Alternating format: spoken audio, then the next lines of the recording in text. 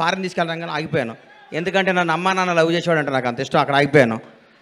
Cinema industry కష్టాలు, కన్నీళ్ళు, బాధలు అన్నీ ప్రిపేర్ అయ్యి రావాలి. ఎవరో కొన్ని వందల కోట్లకు ఒక ఆయన ఉంటాడు, ఒక స్టార్ కామెడీ కొడుకుగా పుడతాడు, ఒక మెగాస్టార్గా బామ్మర్తిగా ఉంటాడు, ఒక ఐకాన్ స్టార్కి తండ్రిగా ఉంటాడు. అట్లా ఒక 100 కోట్ల కూడా ఉంటాడు. అందరూ అట్లా ఉండలేరు. మన అందరూ కష్టపడాల్సిందే, తప్పదు.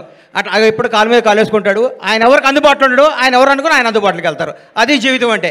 అంత మహర్జాతకు నా జీవితంలో నేను చూడలేదు, ఇక చూడను కూడా. అంత అట్లా అట్లా ఆయన జీవితాన్ని అంత అద్భుతంగా ప్లాన్ చేసుకుని అల్లు అరవింద్ గారు ఇక్కడ రావటం. విజయ్ దేవరకొండ, విజయ్ గురించి ఒక మాట చెప్పాలి. వీళ్ళ ఫాదరు నేను రూమ్మేట్స్మి. ఒక 3 రోజులు మిస్ అయ్యాడు. ఏంది గోవర్ధన్ అన్న రాలేదు అన్న. నా కొడుకు పుట్టాడు అన్నాడు. అది హీరో పుట్టాడా అన్న. మీ నాన్న అడుగు, చెక్ చేసుకో అన్నాను అనలేదా? విజయ్ అన్నాడా? అది గుర్తుపెట్టు.